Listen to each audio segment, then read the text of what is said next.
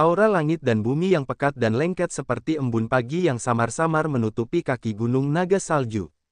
Aliran aura spiritual, yang dapat dilihat dengan mata telanjang, masih meletus dari retakan di gunung naga salju, melayang-layang, meluas secara bertahap, dan membanjiri area seluas 100 mil di sekitar gunung naga salju. Aura spiritual yang berkabut menyerupai pita sutra putih seperti batu giok di bawah matahari dan terkadang memancarkan sinar redup. Banyak orang kafir dari ras Wings dan klan suara iblis tercengang melihat sekeliling dengan gembira, tetapi mereka tidak mengerti mengapa semuanya menjadi ajaib dan menakjubkan ini. Aura es yang sebelumnya dingin hingga ke tulang telah menghilang dengan tenang. Meskipun puncak dan sisi gunung naga salju masih membeku seperti sebelumnya, tidak ada lagi aura es yang terbang keluar dari retakan atau menyebar ke kaki gunung. Oleh karena itu, orang-orang kafir yang telah mengungsi sementara dari kaki gunung karena aura es yang membekukan kembali ke sini dari daerah lain di Pulau Naga Salju. Begitu mereka tiba, mereka segera menyadari bahwa daerah ini telah mengalami transformasi yang mengguncang bumi. Tidak hanya aura langit dan bumi yang lebih padat, tetapi seluruh rangkaian pegunungan juga tampak penuh vitalitas. Karena aura yang sangat padat, tanaman mulai tumbuh subur dan hijau, di antaranya bahkan ada beberapa tanaman herbal berharga yang bahkan langka dan unik bagi Cao Zilan. Disan, Yurou, Yi Tianmo, dan yang lainnya dengan tergesa-gesa mencoba yang terbaik untuk menciptakan berbagai jenis penghalang pelindung dan teknik formasi dengan efek khusus. Banyak penghalang dan formasi rumit yang mungkin memerlukan aura langit dan bumi untuk diciptakan. Dengan bantuan Dewa Roh Kudus, ini menjadi jauh lebih mudah. Tidak lama setelah itu, seluruh gunung naga salju tampak sepenuhnya ditutupi dengan berbagai penghalang dan formasi pertahanan. Teknik formasi besar dan kecil sama padatnya dengan bintang-bintang di langit. Xian tidak tahu seberapa mengintimidasi mereka, tetapi dia sudah terkejut dengan banyaknya teknik formasi itu. Penunjukan di markas besar Sekte Tiga Dewa semakin dekat. Hari ini, Xian pergi menemui Yi Tianmo untuk meminta dia menemaninya, membawanya ke markas besar Sekte Tiga Dewa. Di antara para pemimpin ras sayap dan klan suara iblis, Yi Tianmo memiliki kecepatan tercepat. Pulau Naga Salju berada dalam jangkauan kekuatan Sekte Tiga Dewa, jadi tidak terlalu jauh dari Sekte Tiga Dewa. Jika Yi Tianmo bisa membawanya, dia mungkin akan tiba di Sekte Tiga Dewa lebih dulu dari yang lain. Namun, ketika Xian hendak pergi, Pulau Naga Salju menyambut seorang tamu. Sun Ming, utusan dari Tanah Suci Penglai. Dia telah mendengar dari Gu Shao dan Yukin dan tahu bahwa Pan Ze sedang dikurung di Pulau Naga Salju. Dia datang ke pulau itu dengan niat baik dan ingin menukar 10 pulau di Laut Langit dengan nyawa Pan Ze. Begitu dia tiba di Pulau Naga Salju, dia ketakutan oleh aura langit dan bumi yang pekat di sana. Ketika dia pergi ke kaki Gunung Naga Salju, melihat aura spiritual yang pekat seperti air yang mengalir pelan dan kabut aura yang menyerupai pita putih yang melayang-layang di sekitarnya, Sun Ming sangat ketakutan. Sun Ming belum pernah ke Pulau Naga Salju sebelumnya, tetapi dia sering berkultivasi dengan tekun di Pulau Penglai di Tanah Suci Penglai. Dari apa yang dia lihat, bahkan Pulau Penglai tidak cocok untuk berkultivasi seperti Pulau Naga Salju ini karena aura di Pulau Penglai tidak sepadat yang ada di sini. Penemuan ini membuat Sun Ming sangat terkejut. Dia menyampaikan informasi tentang pemandangan yang dia saksikan dan aura yang dia rasakan ke Pulau Penglai. Pulau Penglai tidak mempercayainya saat mereka pertama kali menerima informasi tersebut. Akan tetapi, setelah Sun Ming menceritakan secara terperinci tentang fakta di sini, mereka menjadi sangat ketakutan. Oleh karena itu, Pulau Penglai mengirimkan balasan yang memerintahkan Sun Ming untuk bersikap lebih sopan, sama sekali tidak membuat marah kepala sekolah Pulau Naga Salju. Mereka juga menyuruhnya untuk membawa Pan Ze kembali hidup-hidup, tidak membuat konflik apapun dengan kepala sekolah Pulau Naga Salju apapun yang terjadi. Selain itu, 2 pulau biasa pada kertas-kertas di tangan Sun Ming juga diubah menjadi 2 pulau lain yang kaya akan sumber daya dengan banyak mineral khusus. Ketika Xian bertemu dengan Sun Ming menundukkan kepalanya, membungkuk sangat rendah seolah-olah dia adalah cucu Xian, menyapa Xian dengan gerakan yang begitu ramah sehingga bisa disebut sanjungan. Dengan senyum lebar yang masih ada di wajahnya, Sun Ming dengan hormat menawarkan kertas-kertas untuk menyerahkan pulau-pulau terlebih dahulu sebelum mengusulkan untuk membawa Pan Ze pergi. Xian tercengang, memperhatikan Sun Ming dengan tatapan penuh perhatian. Setelah memastikan bahwa Sun Ming tidak punya maksud lain, Xian mengangguk dan berteriak memanggil Pan Ze yang tinggal di lantai pertama dari jauh. Seseorang datang untuk menyelamatkanmu. Wajah Pan Ze tampak bingung, sudut mulutnya sedikit menggigil untuk beberapa saat. Dia berdiri dengan patuh. Sampai jumpa nanti jika kita punya kesempatan. Cao Zilan memaksakan senyum di sudut mulutnya. Dia mengenakan gaun beludru putih salju panjang dan topi berbulu warna-warni, bersandar di jendela dan melambaikan tangan ke arah Pan Ze. Ingatlah untuk meminta orang itu mengeluarkan teknik formasi di dalam dirimu. Jika tidak, jika guru agungmu melihatnya, dia akan menyalahkanmu karena tidak mampu. Wajah Pan Ze menjadi datar, dia merasa kesal dan tidak berdaya. Dia menatap Xian yang berdiri tak bergerak dan tanpa perasaan di kejauhan tetapi tidak mungkin memiliki niat balas dendam. Dia tahu bahwa jika dia memiliki niat balas dendam, Xian akan segera menyadarinya. Mungkin, dia bahkan akan melakukan sesuatu yang berbahaya sehingga dia harus menderita tanpa daya. Disiksa di tanah terlantar adalah bekas luka yang tidak akan pernah dia lupakan selama sisa hidupnya. Sebagai calon pemimpin Tanah Suci Penglai, sejak menghadapi Xian, dia selalu menderita kerugian, selalu terintimidasi, dan tidak pernah mampu mengangkat kepalanya. Luka yang disebabkan Xian telah terukir dalam di jiwanya, yang tidak dapat disembuhkan dalam waktu singkat. Wajah Pan Ze tertekan. Dia menundukkan kepalanya dengan sedih dengan penuh ketidakberdayaan sambil perlahan berjalan menuruni tangga. Orang baik seperti itu telah hancur di tangan Xian. Cao Zilan merasa kasihan padanya, menggelengkan kepalanya, menghela napas dan berkata, Xian telah merobohkan kesombongan jauh di dalam jiwanya, meninggalkan bekas luka di lautan pikirannya. Mungkin, dia tidak akan pernah bisa mengatasinya selama sisa hidupnya. Dalam perjalanan kultivasi seni bela diri, jiwa yang kurang percaya diri adalah tabu. Saya khawatir Pan Ze sudah tamat. Wajah He Qingmen terkejut, matanya menyipit, membentuk bulan. Dia dengan bingung melihat Pan Ze pergi lalu tiba-tiba berkata, bagaimana dengan Gu Linglong dan Ku Yanqing? Tidak sama. Cao Zilan tersenyum indah, memperlihatkan gigi putihnya dengan bibir merah mengilap. Dia berkata, bajingan kecil itu telah membenci kedua gadis itu. Dia telah menyentuh semua tempat di tubuh mereka yang seharusnya tidak boleh diganggu. Dia juga telah mengacaukan pikiran mereka dan membuat mereka membenci laki-laki sepanjang hidup mereka. Bajingan itu pantas mendapatkan ribuan tebasan. He Qingmen merasa heran, ragu-ragu sejenak sebelum berbicara dengan wajah aneh, sepertinya dia tidak pernah mempermalukanmu. Aku merasa kau cemburu dan tidak puas. Apakah kau menyalahkannya karena tidak melakukan apapun padamu? Bagaimana mungkin aku punya perasaan itu? Pipi Cao Zilan memerah, matanya yang indah memperlihatkan rasa malu. Dia melirik He Qingmen dengan marah dan berkata, aku dengar kau dan Xia Xinyan adalah saudara perempuan yang baik. Pernahkah kau berpikir bahwa kalian berdua akan berebut untuk seorang pria, apakah tidak tahu malu untuk sekali saja melakukannya? Bagaimana menurutmu? Tubuh He Qingmen yang menawan sedikit gemetar dengan matanya yang malu. Saat dia menyadari bahwa kata-kata Cao Zilan sangat tajam, dia langsung terdiam. Apakah kau membiarkanku pergi semudah itu? Di lantai bawah, meskipun Pan Ze penuh dengan kebencian, dia masih berpura-pura tenang, menatap Xian dan bertanya dengan dingin. Xian menepuk dahinya seolah-olah baru saja mengingat sesuatu lalu berkata, maaf sekali, aku hampir lupa.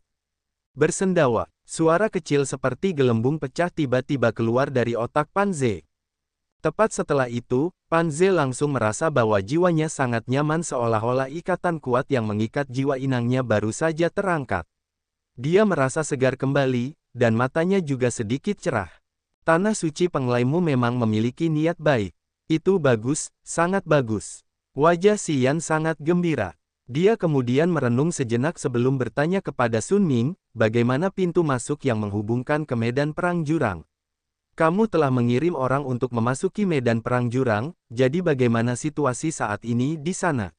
Apakah pegunungan setan langit di dekatnya memiliki sesuatu yang tidak biasa? Apakah kamu pernah bertemu dengan rekan-rekan yangmu di lautmu? Sun Ming dengan hormat menjawab dengan wajah serius, medan perang jurang masih sama. Belum ada transformasi atau siapapun yang keluar. Kami juga belum pernah bertemu dengan anggota keluarga yang di Laut Langit. Banyak binatang buas telah mengganggu pegunungan setan langit di dekatnya, ada juga beberapa binatang buas yang perkasa dan berbahaya di antara mereka. Itu adalah wilayah para binatang buas, dan kami belum berani memasukinya, dan dengan demikian kami tidak yakin dengan situasi di sana. Xian mengernyitkan alisnya lalu mengangguk setelah beberapa saat, mengayunkan tangannya dan berkata, kalian bisa pergi. Sun Ming menatap Pan Ze. Pan Ze menarik napas dalam-dalam, menatap Xian beberapa saat sebelum berbicara, sampai jumpa lagi. Setelah berbicara, Pan Ze mengangguk bersama Sun Ming.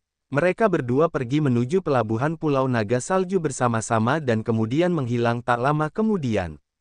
Hei Kingman, bagaimana denganmu? Apakah kau akan tinggal di sini atau kembali ke negeri ajaib jahat? Xian memegang kepalanya melihat ke arah rumah yang tidak jauh setelah terdiam beberapa saat. Dia meninggikan suaranya sambil berteriak. Wajah He Kingman muram.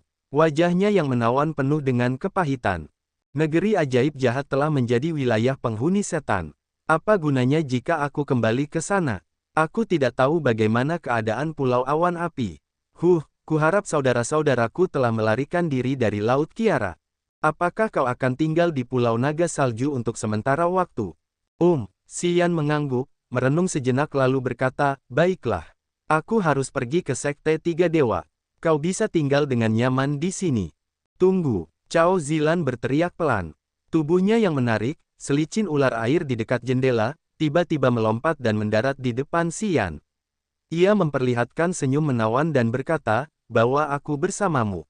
Kau, Xian tercengang lalu menggelengkan kepalanya sambil berkata, keluarga Cao belum menawarkan harga yang wajar, kau tidak boleh pergi.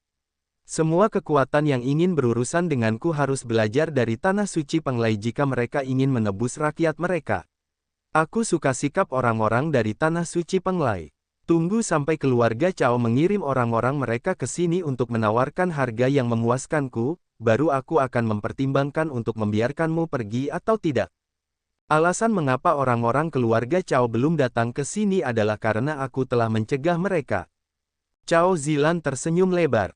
Aku ingin terus tinggal di sini untuk berinteraksi denganmu lebih banyak, membahas dengan hati-hati kemungkinan untuk bekerja sama denganmu. Itulah sebabnya aku mengirimi mereka pesan yang mengatakan bahwa mereka tidak perlu mengkhawatirkanku. Selain itu, aku berhak memutuskan sendiri. Keluargaku tidak akan punya ide tentang keputusanku. Karena itu, tidak perlu mengirim orang ke sini. Xian mengernyitkan alisnya. Dia tahu bahwa Cao Zilan memiliki harta transmisi khusus. Dia tidak punya niat untuk mengurung Cao Zilan. Fakta bahwa Cao Zilan telah menghubungi keluarga Cao bukanlah sesuatu yang di luar dugaannya. Satu-satunya hal yang aneh adalah sikap keluarga Cao. Keluarga Cao benar-benar mempercayainya sebanyak itu. Apakah Anda berwenang untuk mewakili keluarga Cao? Xian berpikir sejenak sebelum berbicara. Cao Zilan mengangguk untuk mengonfirmasi. Baiklah, itu bagus. Anda bisa pergi bersama saya ke markas besar Sekte Tiga Dewa.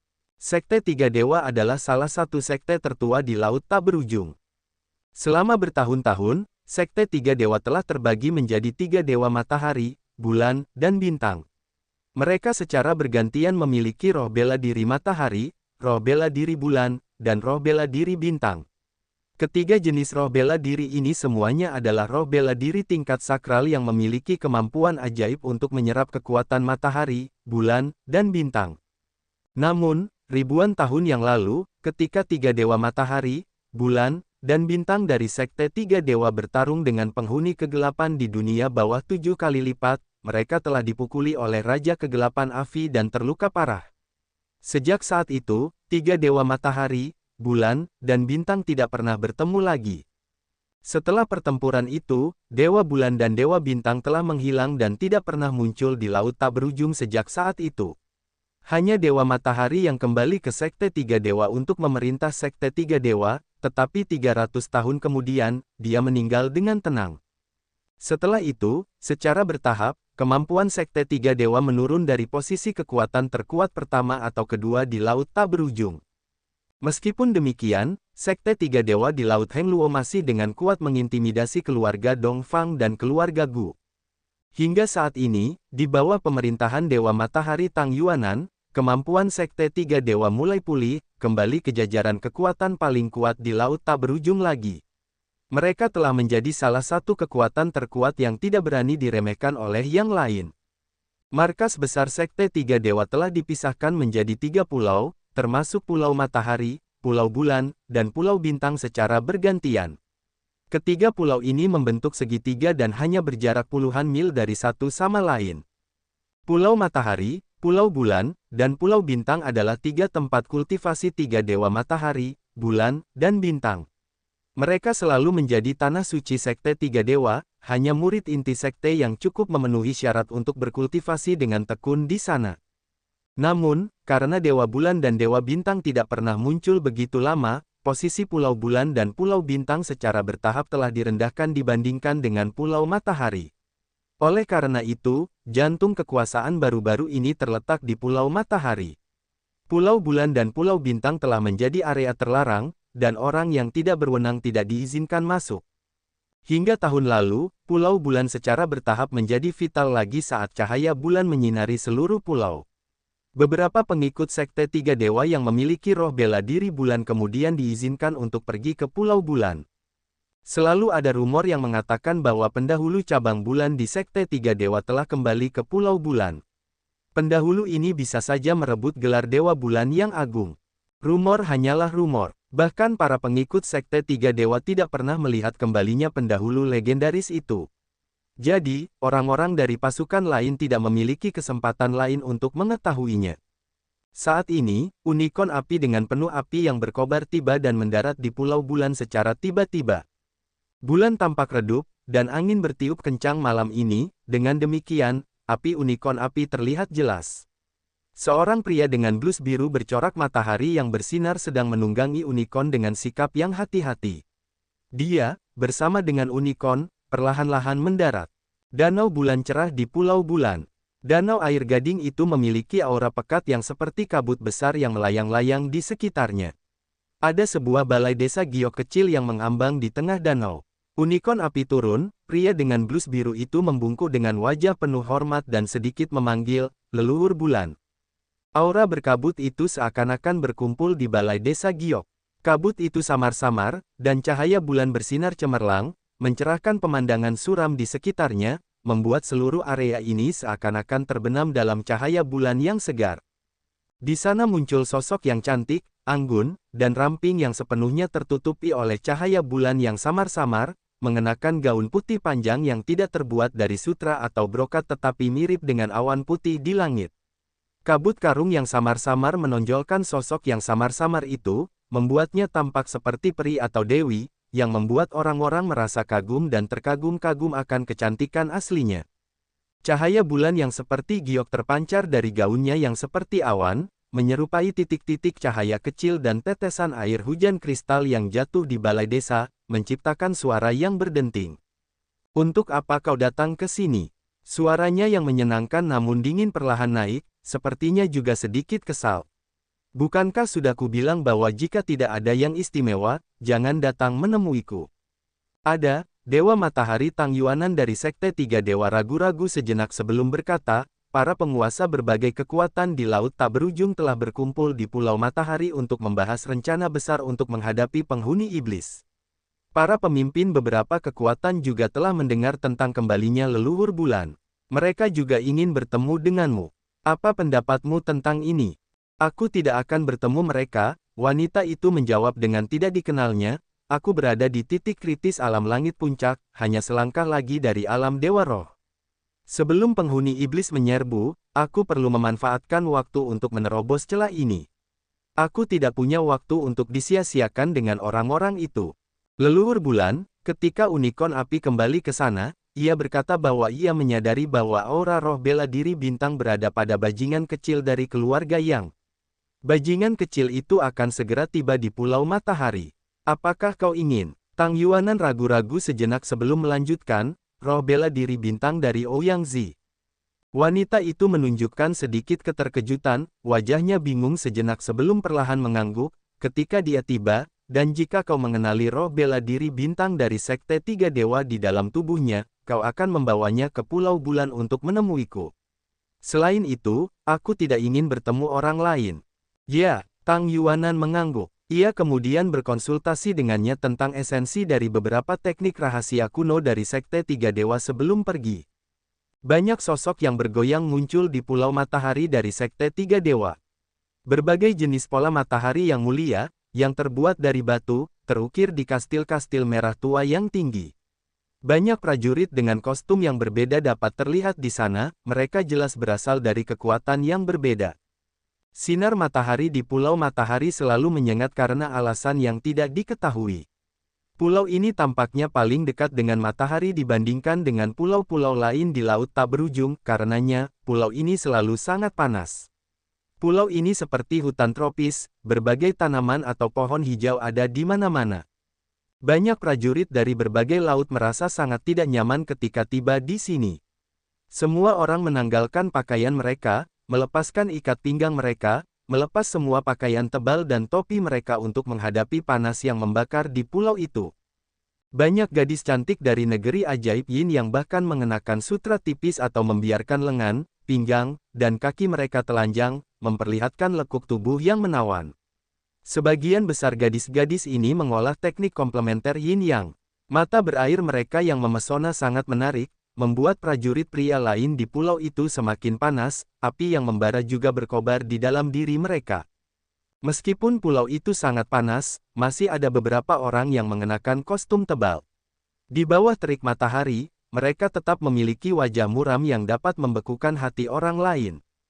Para pengikut Sekte Dewa Mayat adalah orang-orang seperti ini. Para pengikut Sekte Dewa Mayat yang mengendalikan mayat-mayat, sementara waktu tinggal di selatan Pulau Matahari, membuat daerah itu suram. Bahkan belum mendekati daerah ini, prajurit lain sudah bisa merasakan aliran aura dingin yang langsung menghantam wajah mereka, dan tubuh mereka pun gemetar. Di dalam ruangan merah terang, Yin Hai, Tetua Agung Sekte Dewa Mayat, dengan mata birunya yang dalam, dengan lembut menenangkan permukaan peti mati kayu dingin yang mengandung racun dengan lengannya yang kurus, wajahnya sangat penuh perhatian. Dua peti mati kayu yang serupa ditempatkan di dalam ruangan. Kedua peti mati kayu ini tertutup rapat, tetapi aura samar orang mati masih mengalir keluar dari dalam. Lengan kurus Yin Hai dengan cepat menarik aura orang mati ini ke dalam lengan bajunya tanpa menyisakan sedikit pun. Jeritan-jeritan. Dua suara terpisah muncul secara bersamaan dari dua peti mati kayu itu. Yin Hai tiba-tiba bergetar sementara wajahnya sedikit berubah.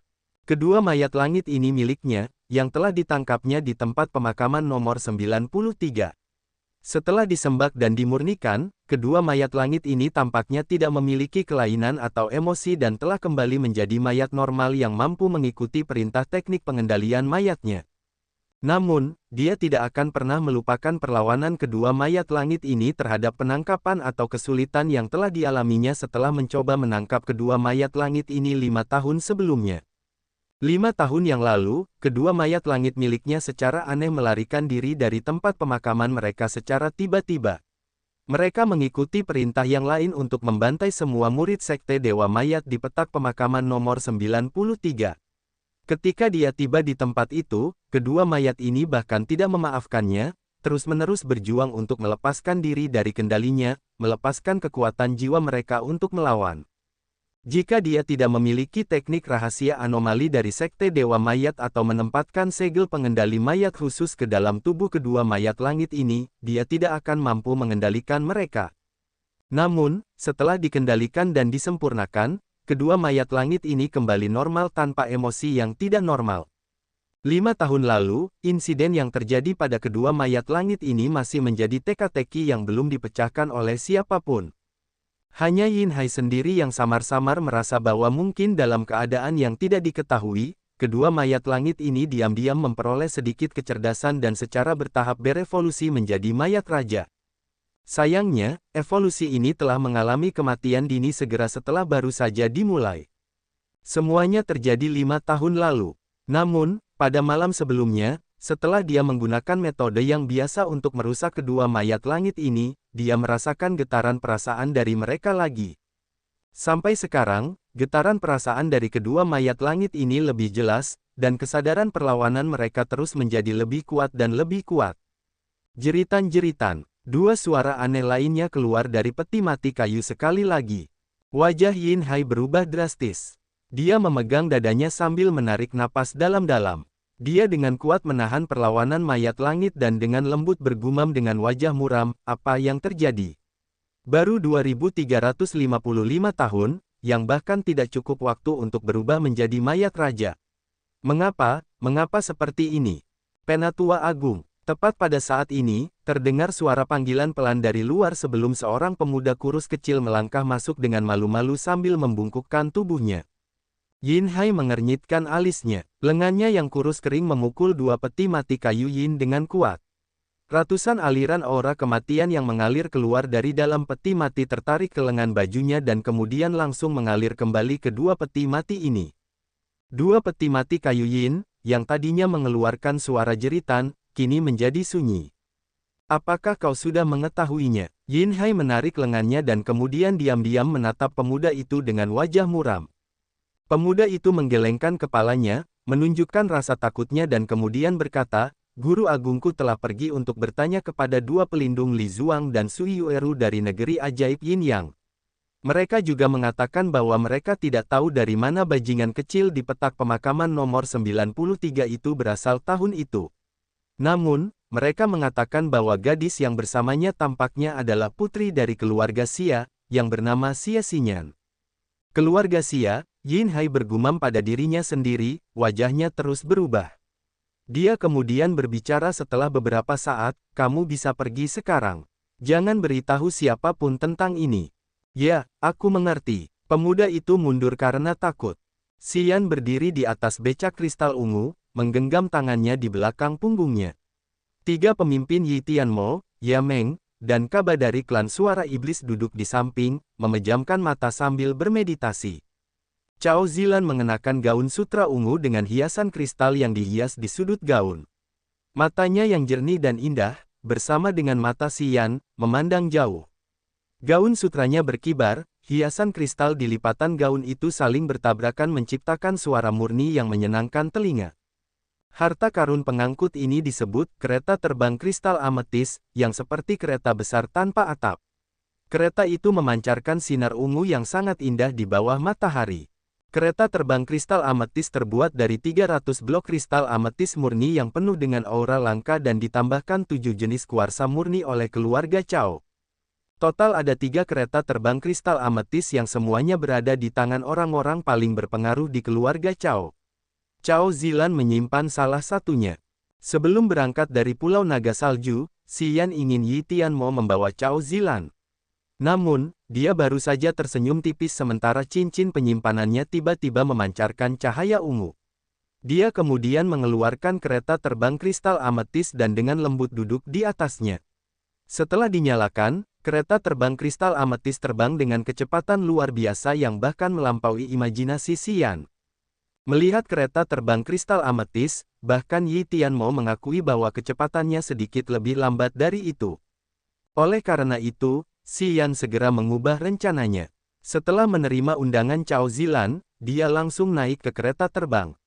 Dia juga membawa Kaba dan Ya Meng bersamanya ke Pulau Matahari Sekte Tiga Dewa setelah mempertimbangkannya sebentar. Hampir sampai. Di tengah sinar ungu yang indah terpancar dari gaun ungu Cao Zilan dan kereta terbang kristal ametis ungu, dia seperti peri ilusi yang memancarkan kecantikan yang agung namun tidak nyata. Xian diam-diam memujinya sambil meliriknya. Dia harus mengakui bahwa gadis ini memang kecantikan yang paling luar biasa, sopan santun dan penampilannya berada di peringkat pertama dan tidak kalah dengan Xia Xinyan. Apakah aku cantik? Cao Zilan memperlihatkan senyum lebar. Matanya yang dalam dan indah tampaknya memperlihatkan pemandangan laut tak berujung yang paling indah, yang membuat orang lain ingin tenggelam di laut dan tidak pernah bangun. Cantik, Xian melengkungkan bibirnya memperlihatkan senyum lebar dan berkata, di antara semua gadis cantik yang pernah ku kenal, penampilanmu seharusnya yang terbaik atau yang kedua. Itu meninggalkan kesan yang mendalam hanya setelah melihat sekilas, hampir tidak akan pernah bisa dilupakan. Jadi, menikahlah denganku. Matanya yang cerah membentuk bulan sabit, wajahnya yang tersenyum dengan mudah memikat orang lain. Jika kau menikah denganku, kau tidak hanya akan memiliki sekutu yang kuat yaitu keluarga Cao tetapi juga istri cantik yang diinginkan semua orang. Kau tidak akan menderita kerugian apapun. Pernikahan dan anak-anak adalah tanggung jawab yang besar. Wajah Xian tampak seperti dia sangat membenci topik ini. Dia menggelengkan kepalanya lalu tiba-tiba tersenyum, tapi, aku tidak keberatan jika kau ingin mempermainkanku. Sebaliknya, aku benar-benar menyambutnya. Kau tahu bahwa aku suka dipeluk dan dirindukan oleh wanita cantik. Jika kau mau, dalam beberapa hal, aku akan memuaskanmu. Mata Xian yang membara dan penuh nafsu mengamati seluruh tubuhnya. Setiap wanita tentu mengerti arti di matanya. Cao Zilan merasa putus asa, menatap Xian dengan malu lalu berkata dengan kesal, jika kau ingin memiliki tubuhku, kau harus menikah denganku secara resmi. Jika tidak, jangan pikirkan itu. Xian hanya tersenyum dan menggelengkan kepalanya tanpa mengatakan apapun lebih lanjut. Ia memusatkan seluruh konsentrasinya pada 3 pulau yang baru saja muncul di hadapannya. Di tengah lautan yang luas, ketiga pulau itu berbentuk bulat, bulan sabit, dan belah ketupat secara bergantian, yang semuanya membentuk segitiga. Dari atas, ketiga pulau itu seperti batu permata zamrud yang terukir di permukaan laut. Begitu indahnya hingga menarik perhatian semua orang. Yang berbentuk bulat adalah Pulau Matahari, yang berbentuk bulan adalah Pulau Bulan, dan yang berbentuk belah ketupat adalah Pulau Bintang. Cao Zilan memperkenalkan ketiga pulau itu kepada Xian saat ia melihatnya menatap ke depan dengan penuh perhatian. Pulau Bulan dan Pulau Bintang berada dalam status terlarang. Bahkan para pengikut Sekte Tiga Dewa tidak dapat memasukinya dengan bebas, apalagi orang luar. Dewa Bulan dan Dewa Bintang tidak pernah muncul selama beberapa generasi Sekte Tiga Dewa, oleh karena itu, tidak ada seorang pun yang memerintah Pulau Bulan dan Pulau Bintang. Akan tetapi, konon 5 tahun yang lalu, cahaya bulan berubah di Pulau Bulan. Seseorang tampaknya muncul di sana bersama roh bela diri bulan. Rumor hanyalah rumor. Karena Sekte Tiga Dewa menyembunyikan informasi ini dengan sangat baik, tidak seorang pun tahu apakah informasi itu benar atau tidak sampai sekarang. Itu benar. Xian mengernyitkan alisnya dan berkata, orang itu, aku pernah bertemu. Mata indah Cao Zilan tiba-tiba berbinar karena heran. Bagaimana kau bisa bertemu orang itu? Xian hanya tersenyum tetapi tidak menjelaskan. Tidak adil. Cao Zilan meliriknya dengan marah dan berkata dengan enggan, aku selalu menjawab pertanyaanmu. Tetapi apapun yang kutanyakan padamu, kau selalu menyembunyikannya dariku. Apa maksudnya ini? Jangan lupa, kau masih budakku sampai sekarang. Aku telah menggunakan mutiara kristal iblis untuk menukarnya denganmu. Aku terkadang menjawabmu, yang sudah sangat bagus. Apa lagi yang kau inginkan? Xian berkata dengan senyum tak terlihat. Bajingan. Cao Zilan menggertakkan giginya pelan. Dia sangat marah hingga ingin memuntahkan seteguk darah. Banyak sosok bergerak di Pulau Matahari. Awan merah tua melayang di langit di atas pulau itu. Kekuatan matahari di dalam awan itu sangat ganas, terus-menerus melepaskan aura yang membakar. Sinar matahari menembus dari ether. Sinar cahaya yang tak terhitung jumlahnya seperti air yang mengalir ke awan. Mereka tampaknya diserap dan diubah menjadi energi aneh di dalam awan merah tua itu. Awan yang berhamburan itu membentuk formasi ajaib yang hampir tidak dapat ditemukan.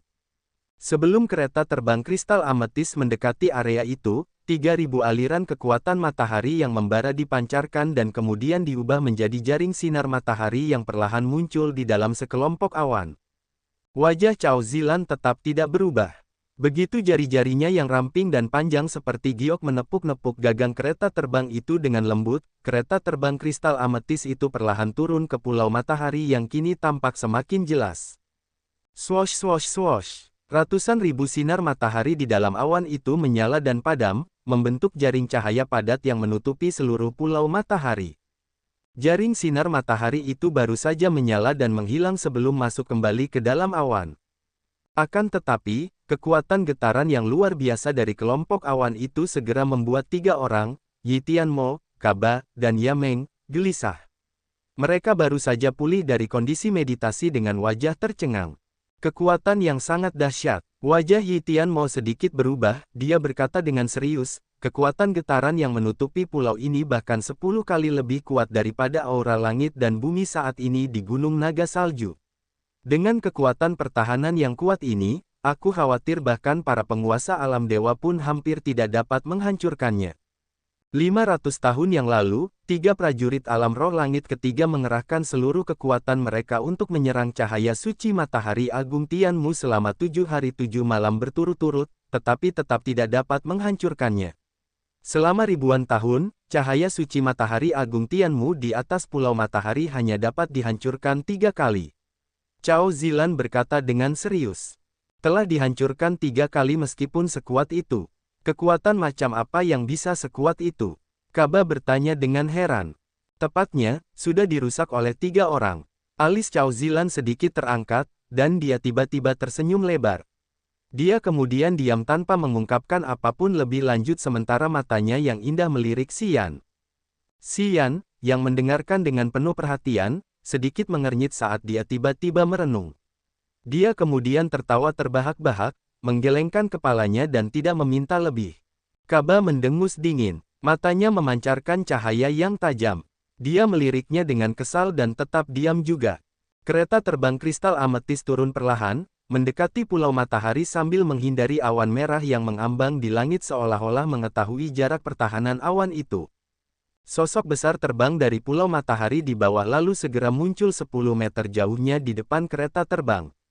Itu adalah seorang prajurit setengah baya dengan basis kultivasi alam langit, yang mengenakan tunik sekte 3 dewa. Pria ini besar dan kasar dengan senyum hangat di wajahnya. Api yang indah bergejolak di tangannya, membentuk formasi pertahanan tak kasat mata di depannya. Dari kejauhan, dia menunjuk Cao Zilan sambil tertawa keras, apakah itu Nona Cao? Cao Zilan mengangguk sambil tersenyum dari kejauhan. Silakan masuk. Prajurit ini sedikit membungkuk sambil menunjukkan gerakan mengundang dengan wajah serius. Cao Zilan tersenyum tetapi tidak berkata apa-apa. Mengikuti instruksi prajurit alam langit itu, dia diam-diam mendesak kereta terbang kristal ametis untuk terbang menuju wilayah udara Pulau Matahari ke kastil-kastil merah tua di barat daya pulau. Pada pagi hari lusa, pertemuan akan resmi dimulai di Aula Cahaya Suci Matahari Agung. Anda adalah orang pertama dari keluarga Cao yang datang. Apakah keluarga Cao mengirim orang lain untuk datang juga? Prajurit ini membimbing Cao Zilan ke sebuah rumah bangsawan yang elegan dan tenang dan dengan sopan bertanya. Saya belum memberi tahu keluarga saya bahwa saya akan datang ke sini. Mungkin keluarga Cao akan meminta orang lain untuk mewakili mereka. Cao Zilan tersenyum tipis sambil mengikuti prajurit itu untuk langsung menuju rumah bangsawan yang tenang itu. Xian mengangguk bersama Yi Tianmo, Yameng, dan Kaba lalu dengan santai memasuki istana. Prajurit alam langit dari Sekte 3 Dewa ini tidak menyadari kehadiran Xian sampai Xian berbalik dan memasuki istana. Matanya tiba-tiba berbinar, wajahnya langsung menunjukkan tanda-tanda aneh. Menunggu sampai Xian dan Cao Zilan memasuki istana, orang ini memegang dadanya, tidak dapat menahan diri untuk tidak menjadi sangat gembira dengan wajah merah seolah-olah jantungnya akan melompat keluar. Tidak mungkin, bagaimana ini bisa? Setelah sekian lama, dia dapat menstabilkan emosinya yang meluap-luap, tetapi dia masih menunjukkan ekspresi yang tidak dapat dipercaya. Bagaimana tubuhnya bisa memiliki roh bela diri yang sama dengan milikku tetapi pada tingkat yang lebih tinggi? Roh bela diri miliknya telah menyebabkan resonansi tubuhku yang mencegahku untuk memiliki niat perlawanan. Dia berdiri di sana sementara wajahnya terus berubah secara konstan. Dia akhirnya pergi setelah beberapa saat. Setengah jam kemudian, dia diizinkan memasuki sebuah ruangan yang dijaga oleh unicorn api. Setelah melakukan upacara, dia berkata dengan hormat, Hierark, orang yang telah Anda perintahkan untuk kami perhatikan dan terima baru saja tiba di Pulau Matahari. Sinar matahari yang berputar-putar di sekitar tubuh Tang Yuanan. Lingkaran sinar matahari terus menyebar di belakang kepalanya, memancarkan lingkaran cahaya 10.000 zang, yang membuatnya tampak seperti dewa matahari. Ketika dilaporkan, wajah Tang Yuanan tidak berubah kecuali kecerahan di wajahnya yang perlahan memudar. Apa yang kamu rasakan? Ketika menghadapinya, roh bela diriku telah menghasilkan resonansi dan juga membawa perasaan aneh dan tak terkendali saat berlutut dan melakukan upacara, yang hanya muncul saat menghadapimu. Tetapi, aku yakin bahwa aku memang mempunyai perasaan itu. Tang Yuanan tiba-tiba membuka matanya, pupil matanya menyerupai dua matahari dengan cahaya yang menyilaukan, yang bagaikan jarum yang menusuk mata orang lain. Di sudut barat daya Pulau Matahari, terdapat sebuah rumah bangsawan yang tenang yang dibuat khusus dari batu bata merah muda. Rumah bangsawan ini awalnya milik seorang tetua agung yang telah mengalami kegilaan kultivasi, dan dengan ceroboh membiarkan jiwa dan rohnya binasa. Oleh karena itu, tempat ini menjadi tidak bertuan. Rumah bangsawan itu seluas 30 mu, 1 mu setara dengan 3.600 meter persegi. Ada sebuah danau kecil dengan bonsai, seni membuat lanskap miniatur, meniru pemandangan pulau, gunung, dan lingkungan sekitar seperti yang ditemukan di halaman serta 10 jenis rumah bertingkat. Pembantu yang tinggal di sana sepanjang tahun telah membersihkannya dengan sangat hati-hati sehingga tempat ini kebal terhadap debu. Di Sekte Tiga Dewa, tempat-tempat yang digunakan untuk menjamu tamu akan diatur sesuai dengan status mereka dan diklasifikasikan ke dalam berbagai tingkatan. Rumah bangsawan ini adalah salah satu akomodasi terbaik Sekte Tiga Dewa untuk tamu mereka. Hanya para pemimpin pasukan yang kuat yang disambut dan tinggal di sini. Pelindung tua biasa tidak cukup memenuhi syarat untuk dapat tinggal di sini. Ketika Xian dan 3 pemimpin lainnya dari Yi Tianmo, Kaba, dan Yameng tiba di tempat ini, mereka asyik melihat pilar-pilar kayu dengan ukiran dekoratif di sampingnya, perabotan dan perkakas yang indah, serta tata letak yang berlimpah dan beragam. Mereka terus memberikan pujian dan terkesima dengan kemewahan Sekte Tiga Dewa. Semua pelayannya cantik. Para pelayan cantik di sini berusia sekitar 14 atau 15 tahun, mengenakan pakaian tipis yang memperlihatkan lengan dan perut mereka dengan kulit kecoklatan yang sehat. Mereka mendekati Xian dan rekan-rekannya, memegang piring-piring perak berisi buah-buahan segar yang berkilau dan kemudian dengan hormat mengangkatnya dan menawarkannya kepada mereka. Begitu Xian duduk di ruang tamu yang luas, 7 gadis, yang masih sangat muda dan sangat cantik, semuanya sibuk berlarian ke sana kemari, membawakan mereka minuman. Tempat ini adalah salah satu tempat paling mulia untuk menjamu tamu dari Sekte Tiga Dewa. Terakhir kali, ketika Paman dan aku datang ke pulau ini, kami tidak cukup memenuhi syarat untuk tinggal di sini.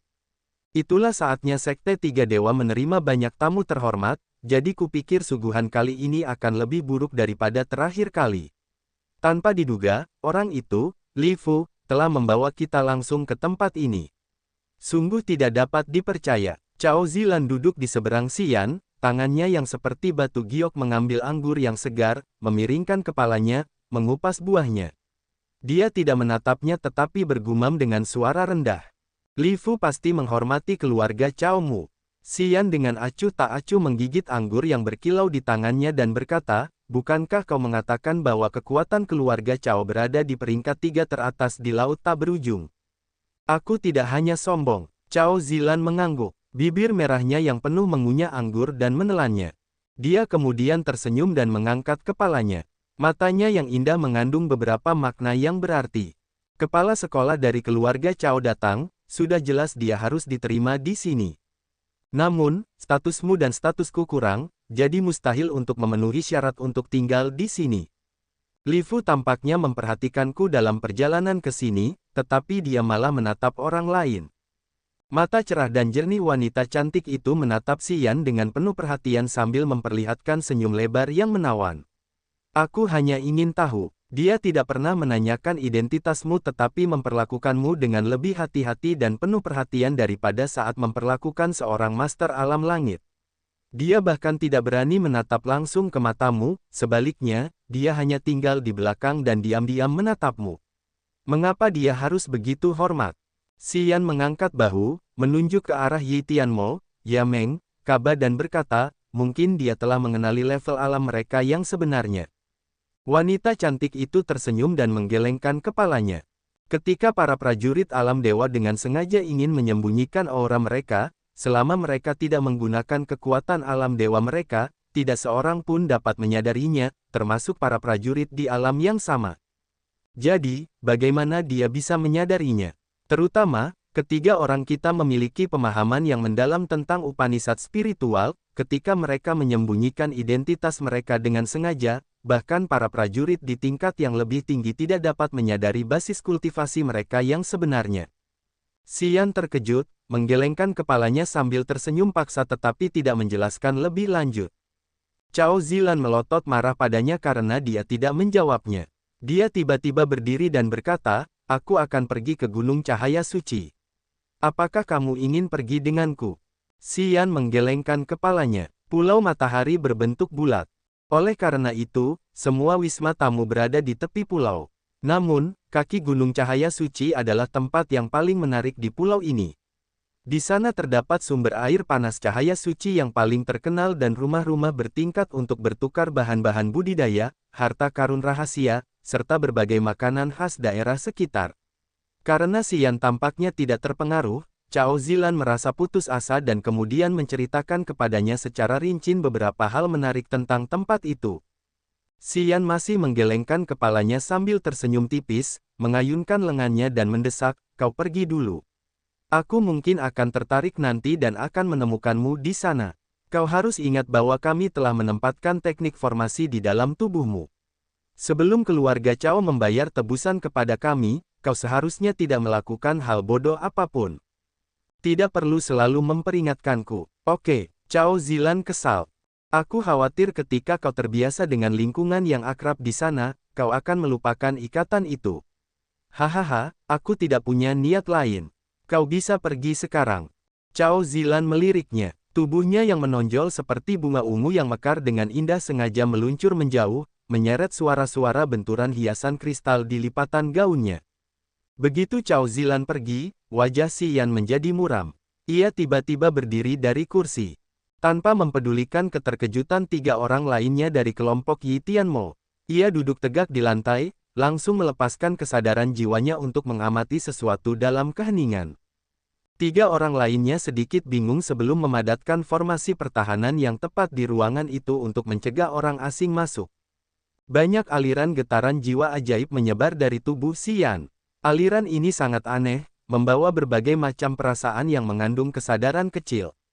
Ketiga orang dari kelompok Yi Tianmo semuanya adalah ahli jiwa yang hebat. Setelah mengamati beberapa saat, mereka menyadari bahwa aliran kesadaran jiwa Xian tampaknya menerima dan juga menanggapi beberapa informasi. Itu aneh. 5 menit kemudian, Xian perlahan membuka matanya. Ia diam-diam berdiri dengan wajah bingung. Dia merenung sejenak sebelum berkata, "Ikuti aku ke suatu tempat." "Ya." Ketiga orang dalam kelompok Yi Tianmo mengangguk serentak tanpa berkata apa-apa lagi. "Aku tidak tahu mengapa saat aku datang ke sini, aku merasa ada dua orang yang terus memanggilku." Petik 2. Xian mengernyitkan alisnya erat-erat dan berpikir dengan sangat hati-hati sebelum berkata. Kedua orang itu tampaknya baru saja memperoleh kecerdasan spiritual, jiwa mereka masih sangat polos. Jiwa mereka tampaknya tidak memiliki berbagai macam perasaan dari kehidupan kelas atas. Meskipun mereka hidup sederhana, mereka terus-menerus memiliki kasih sayang yang dekat denganku. Sulit untuk dipahami. Ketiga orang dalam kelompok Yi Tianmo meliriknya dengan tatapan bingung dan tampaknya juga tidak memahami perasaannya. Sepertinya aku pernah mengenal mereka dan bertemu mereka di suatu tempat, tetapi aku tidak dapat mengingatnya meskipun aku telah mencoba banyak berpikir. Xian menggelengkan kepalanya dengan alis berkerut dan wajah muram. Perasaan itu aneh dan tidak biasa. Mungkin kita harus pergi ke sana untuk melihat, kalau tidak, kita tidak akan mendapatkan apapun jika kita hanya mengandalkan indera kita. Ketiga orang dari kelompok Yi Tianmo mengangguk lagi. Mengikuti perintah Xian, mereka bertiga mengambil formasi pertahanan mereka, memerintahkan kepala pelayan untuk menjaga istana. Kemudian, mereka berempat meninggalkan istana, menuju ke arah barat pulau.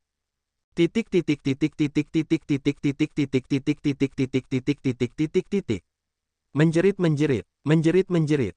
Aura yin sangat pekat di dalam ruang batu. Dua peti mati kayu itu mengeluarkan suara menyeramkan. Mayat-mayat langit itu tampak menggunakan kuku-kuku mereka yang panjang dan tajam untuk menggaruk tutup peti mati seolah-olah mereka ingin mengangkat tutup peti mati itu dan keluar dari peti mati itu. Yin Hai saat ini tidak ada di sana. Ia telah dipanggil oleh hierark dari Sekte Dewa Mayat bersama dengan para tetua agung lainnya untuk menerima tugas dari hierark. Aura yin dan aura kematian melayang-layang di dalam ruangan itu. Itu adalah ruang bawah tanah yang gelap dan dingin, yang berada 10 meter di bawah tanah, cahayanya redup dan suram. Saat ini, hanya ada satu murid Yin Hai di tempat ini, yang sedang tertidur, bersandar di ranjang kayu di kejauhan dan sedang melamun di langit yang berawan. Gema dari peti mati itu semakin keras dan keras. Suara-suara itu kemudian menjadi terlalu keras sehingga ia tidak dapat tidur nyenyak. Ia akhirnya terbangun. Wajah pemuda ini berubah ketakutan. Ia menatap kedua peti mati itu selama 5 detik sebelum wajahnya menjadi pucat dan buru-buru lari untuk menemukan Yi Hai. Krak, sebuah paku putih tajam yang panjang tiba-tiba mencuat dari peti mati, lalu tutup peti mati itu pecah dan dibuang. Mayat langit laki-laki yang telah dikuasai di petak pemakaman nomor 93 perlahan-lahan duduk. Di dalam dua rongga kosong itu muncul banyak titik cahaya aneh. Jika dilihat lebih dekat, titik-titik cahaya itu memang menyerupai segel kehidupan dari segel kehidupan dan kematian Xian. Segel kehidupan kecil yang berkilau itu semakin jelas. Semacam kekuatan yang tak terlukiskan tampaknya lahir, sebuah keajaiban sedang terjadi. Krak-krak, mayat langit perempuan di peti mati lainnya juga duduk. Jauh di dalam mata yang kosong itu, cahaya aneh juga muncul. Kulitnya yang putih dan pucat bersinar terang. Tubuhnya tampaknya telah mendapatkan kembali vitalitasnya. Semak-semak dan tanaman yang rimbun tersebar di mana-mana di Pulau Matahari. Ada jalan beraspal batu biru besar yang rapi di pulau itu. Banyak prajurit dari berbagai laut berkumpul dalam kelompok yang terdiri dari 3 atau 5 orang, berkeliaran. Kebanyakan dari mereka menuju gunung cahaya suci, berbisik-bisik dan tertawa. Xian mengernyitkan alisnya. Di bawah terik matahari, tubuhnya masih dingin. Tanpa sengaja, dia telah menyerap sebagian kekuatan es dari api dingin es, yang kini mengalir di sekujur tubuhnya. Di pulau yang panas membara, seluruh tubuhnya sedingin es, mirip dengan beberapa murid berbahaya dari Sekte Dewa Mayat, yang membuat orang lain merasa bahwa dia terlalu tidak ramah dan suram untuk bisa berkenalan dengan mudah. Adapun 3 orang dari kelompok Yi Tianmo, mereka telah mengolah teknik Yin, bersama dengan struktur tubuh mereka yang berbeda dibandingkan dengan manusia serta wajah mereka yang pucat, tubuh mereka secara alami memancarkan aura dingin dan suram. Oleh karena itu, panas yang membakar secara otomatis menjauh dari tubuh mereka saat mereka dalam perjalanan. Bahkan sinar matahari yang terik pun tampak mustahil untuk menyinari tubuh mereka. Banyak prajurit yang bepergian dengan cara yang sama tiba-tiba gemetar, merasa kedinginan di dalam ketika mereka mendekati mereka lebih dari 10 meter. Para prajurit itu secara naluriah menjauh dari mereka dengan cepat dengan ketakutan dan kebencian muncul di wajah mereka. Mereka berasumsi bahwa mereka berempat adalah prinsip kelas atas dari Sekte Dewa Mayat. Di laut tak berujung, hanya para pengikut Sekte Dewa Mayat yang mengolah teknik Yin Ichi rahasia itu. Bahkan di musim panas, tubuh mereka semua dingin, dan mereka mengenakan tunik tebal dengan penampilan yang seolah memberitahu yang lain untuk tidak mendekat. Sekte Dewa Mayat bukanlah kekuatan terkuat di laut tak berujung tetapi kekuatan paling mistis yang membuat takut banyak prajurit. Jika tidak perlu, prajurit biasa tidak akan pernah mau berhubungan dengan para pengikut Sekte Dewa Mayat. Itu adalah perlawanan naluriah. Semua orang secara tidak sadar takut pada Sekte Dewa Mayat, takut mereka akan dipadatkan dan dimurnikan menjadi mayat. Dua aliran jiwa yang samar-samar mendekati Xian, diam-diam masuk ke laut kesadarannya lalu melayang-layang di dalamnya tetapi tidak disambut oleh jiwa inangnya. Kedua aliran jiwa ini hanya ditujukan pada Xian sendiri tanpa niat jahat atau kekuatan menyerang, hanya kegembiraan dan kegembiraan.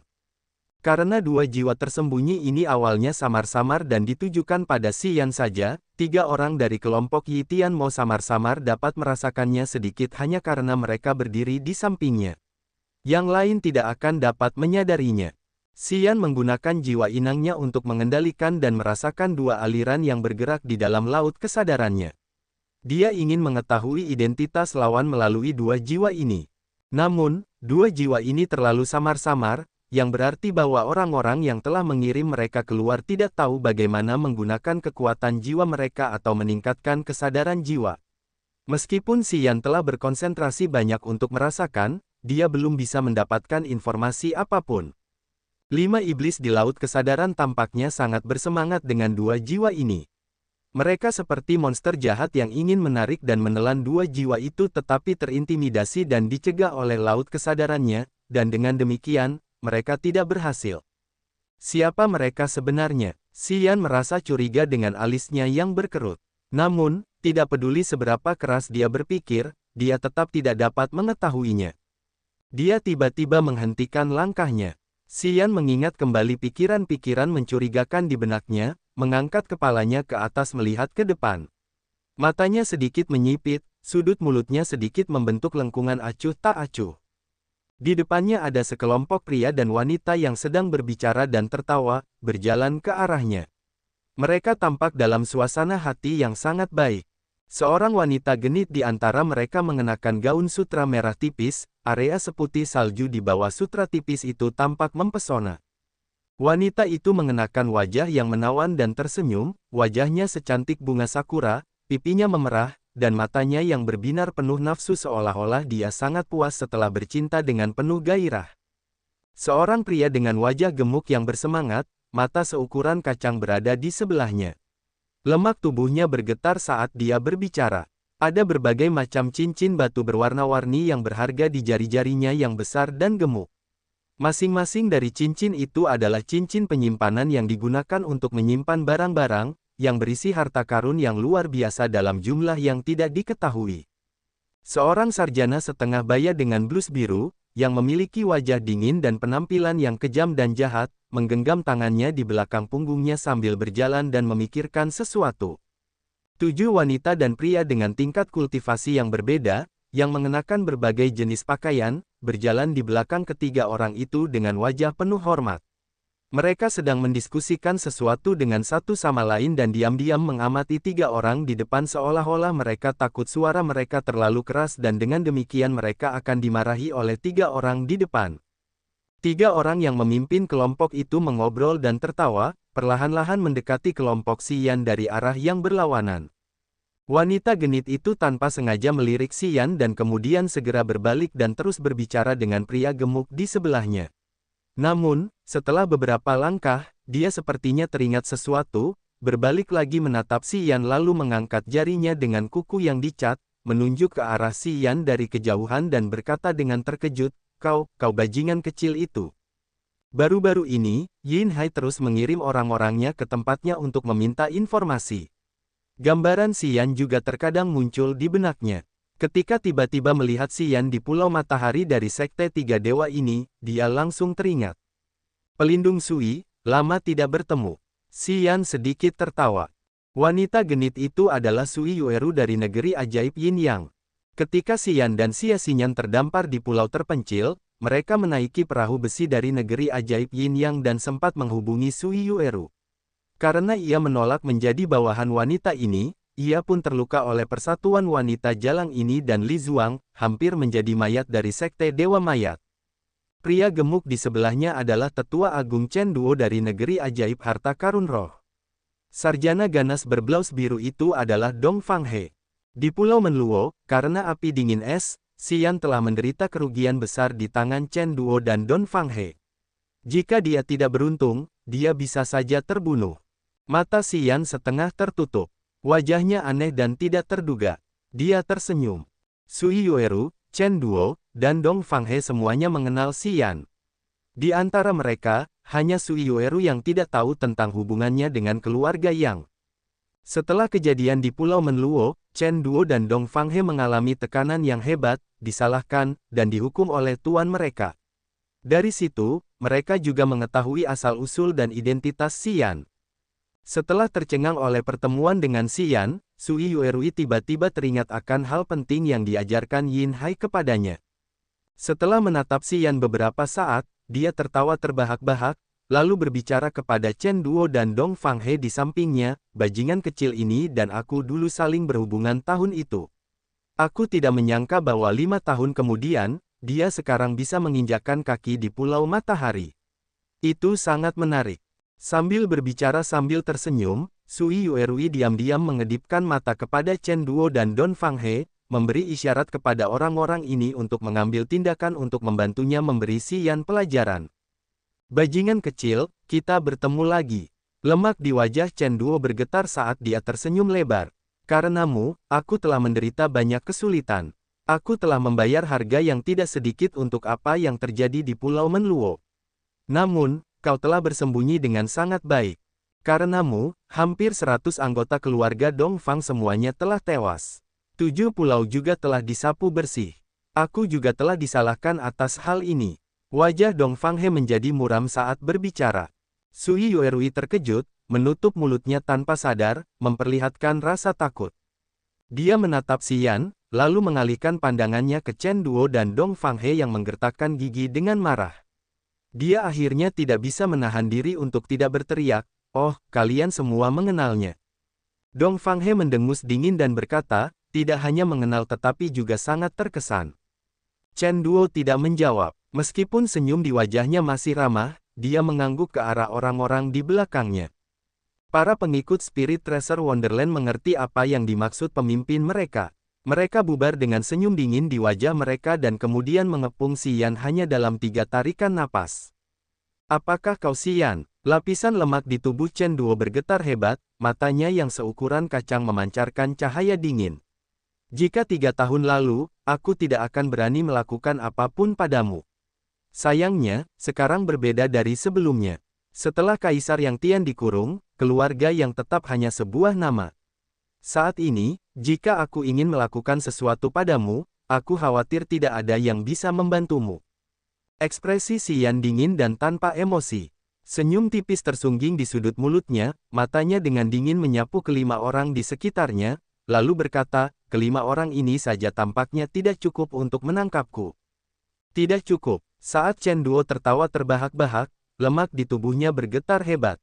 Dia berkata, mereka semua dan kamu berada di peringkat yang sama di alam bumi. Kamu sendiri bisa menghadapi 5 dari mereka. Jangan terlalu percaya diri.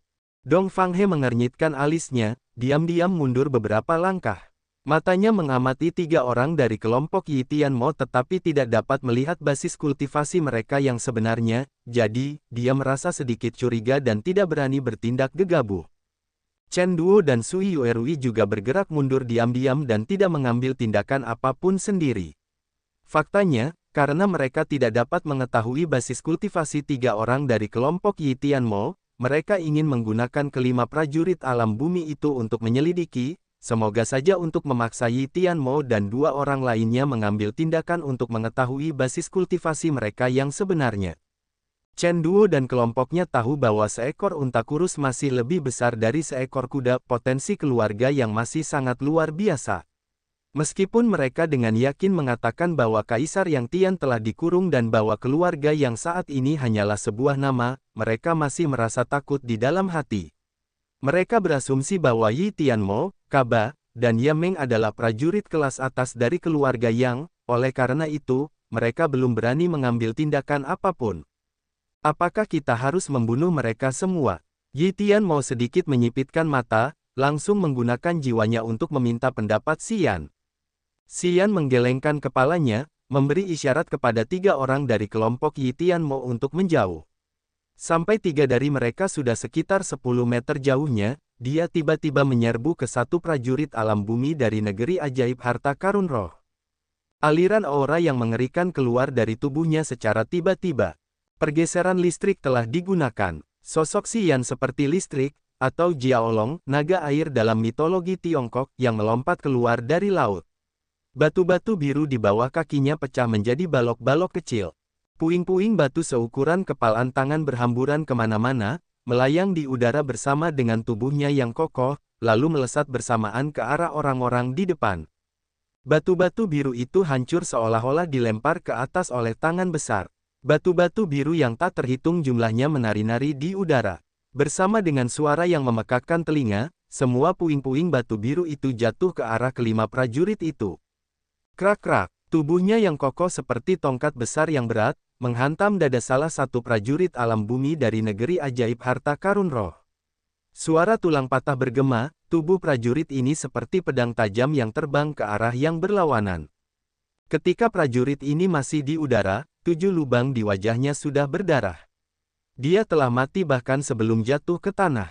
Tanpa perlawanan apapun, prajurit alam bumi dari negeri ajaib harta karun roh telah terbunuh dalam waktu yang begitu singkat. Dia bahkan belum sempat mengeluarkan harta spiritualnya. Chen Duo meringis dan terkejut, matanya yang seukuran kacang memancarkan cahaya ketakutan. Wajah Dong Fanghe berubah, dia menjadi lebih muram. Su Yuerui ketakutan di dalam hatinya, menatap Si Yan dengan tak percaya. Dia mundur beberapa langkah tanpa sadar, memperlebar jarak dengan Si Yan sementara bibir merahnya menggigil. Swosh swosh. Reruntuhan di langit seperti ratusan tinju besi yang kuat dan luar biasa, dari Si Yan di tengah, melesat keluar secara melingkar. Ratusan aliran kekuatan murni yang dahsyat telah ditambahkan ke batu-batu biru, di dalamnya juga terdapat beberapa aliran indera jiwa yang hampir tidak terdeteksi. Reruntuhan yang tak terhitung jumlahnya, yang seperti tinju dengan mata, terbang ke sana kemari membawa aura yang sangat keterlaluan yang menyelimuti keempat prajurit Spirit Treasure Wonderland. Melawan dugaan semua orang, balok-balok batu biru yang beterbangan itu tidak jatuh tetapi berputar di udara. Setelah beberapa saat berputar, aura balok batu biru itu menjadi lebih dahsyat. Karena kekuatan mereka lebih kuat, daya bunuhnya juga meningkat secara alami. Tidak jauh dari sini, beberapa prajurit, yang melihat pertarungan itu terjadi, terkejut sekaligus gembira. Mereka dengan berisik mendekat tetapi tetap menjaga jarak aman, mengamati dari jauh. Mata Chen Duo menyala dengan tatapan membunuh. Dia menunjukkan seringai sementara lengannya yang gemuk, yang seperti kaki babi, telah mencuat dari lengan bajunya. Dia tampaknya akan mengambil tindakan. Tidak diketahui kapan beberapa sinar cahaya merah yang kuat tiba-tiba melesat keluar dari semak-semak di dekatnya. Sinar cahaya merah itu jatuh tepat di lengan Chen Duo, yang baru saja mencuat dari lengan bajunya. Api yang menyala menghasilkan lebih banyak api di lengan Chen Duo. Lebih dari 5.000 api matahari sejati menembus lengannya itu, mengembun di telapak tangannya tetapi tidak melancarkan serangan apapun. Mereka tampaknya memperingatkannya untuk tidak mengambil tindakan. Wajah gemuk Chen Duo berubah ketakutan. Dia merasa kedinginan di dalam sambil melihat semak-semak di dekatnya. Li Fu dari Sekte Tiga Dewa juga sama gemuknya dengan Chen Duo dengan senyum lebar di wajahnya. Dia berjalan keluar dari semak-semak dengan malu, menggenggam tangannya untuk menyapa Chen Duo dengan hormat sambil tersenyum berkata, "Maaf, saya minta maaf. Saya tidak bermaksud menargetkan Chen Ge.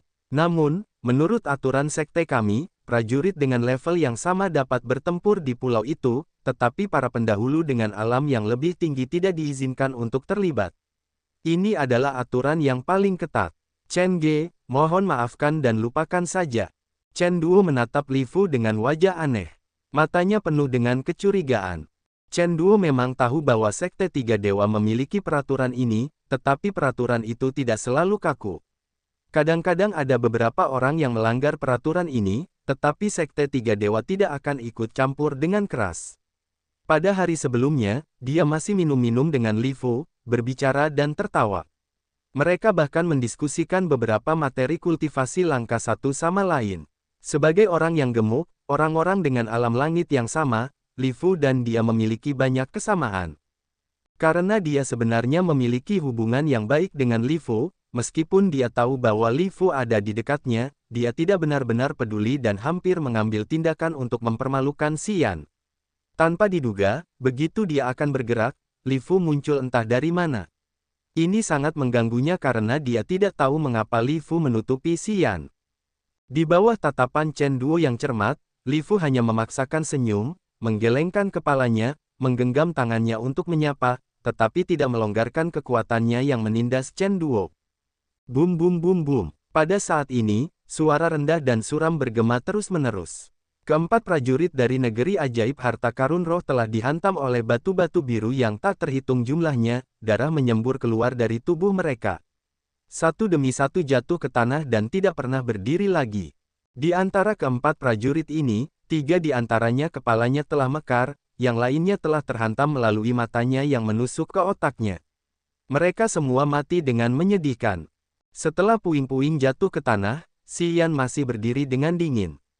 Dia sebenarnya tidak pernah mengambil tindakan apapun. Setelah satu-satunya pukulan yang telah membunuh prajurit pertama, kekuatan batu-batu biru terus meningkat. Serangan hebat baru-baru ini tampaknya bukan disebabkan olehnya. Namun, setiap orang yang melihat matanya yang dingin dan tanpa emosi akan merasa bahwa keempat prajurit dari negeri ajaib harta karun roh itu telah mati di tangannya. Aliran aura murni diam-diam terbang keluar dari kelima prajurit itu dan kemudian perlahan-lahan masuk ke pori-pori di tubuhnya, diserap sepenuhnya oleh semua meridian. Seluruh kejadian itu tidak mudah dideteksi oleh orang biasa. Mayat kelima prajurit yang tewas itu perlahan-lahan mengerut seolah-olah mereka telah kehilangan semua air dan darah. Li Fu memperlihatkan senyum yang dipaksakan, lalu berteriak, "Cepat bersihkan."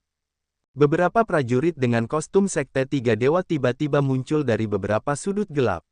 Mereka dengan tenang membawa kelima mayat itu pergi setelah mengeluarkan kantong penyimpanan dari para prajurit yang tewas dan melemparkannya ke Chen Duo. Tidak lama setelah itu, kelima mayat itu menghilang. Bahkan batu biru yang pecah dengan cepat diaspal dengan batu biru baru. Xian dengan acuh tak acuh menatap Li Fu dengan wajah dingin. Li Fu merasa canggung di bawah tatapan tajam Xian. Keringat sudah menetes di punggungnya. "Ayo pergi." Dong Fanghe tampaknya menemukan sesuatu, memberi isyarat kepada Chen Duo, yang sangat marah. Dia berkata, "Sepertinya Sekte Tiga Dewa ingin melindungi bajingan kecil ini. Jangan main-main di sini lagi. Kita akan menemuinya nanti." Chen Duo mendengus dingin, membalik lengan bajunya, dan pergi. Sui Yuerui menatap Xian dengan bingung. Dengan penuh keterkejutan dan kecurigaan, dia kemudian juga pergi, mengikuti dua orang lainnya. "Kalian tidak bisa pergi." Xian tiba-tiba berbicara dengan dingin. Raut wajah ketiga orang Chen Duo, Dong Fanghe, dan Sui Yuerui sedikit berubah. Mereka bertiga berhenti, berbalik dengan wajah serius di bawah tatapan penuh perhatian beberapa prajurit dari jauh. "Bajingan kecil, apakah kau benar-benar ingin mati?" Chen Duo tersenyum dingin. Ekspresi tersenyum yang biasa di wajahnya telah sepenuhnya menghilang. "Buat mereka lebih patuh." Xian mengernyitkan alisnya, menganggukkan kepalanya untuk memberi isyarat kepada Yi Tianmo. Sebuah tornado jiwa yang ganas seperti lautan yang bergelombang, yang dilepaskan oleh Yi Tianmo, tiba-tiba menyerbu keluar dan menutupi lautan kesadaran Chen Duo, Dong Fanghe, dan Sui Yuerui. Wajah mereka berubah drastis, mereka tidak bisa menahan diri untuk berteriak kesakitan. Mata mereka penuh dengan ketakutan, menatap Yi Tianmo dengan tidak percaya. "Alam dewa!" Ketiganya berteriak bersamaan. Sekarang mereka akhirnya mengetahui alam kultivasi Yi Tianmo yang sebenarnya.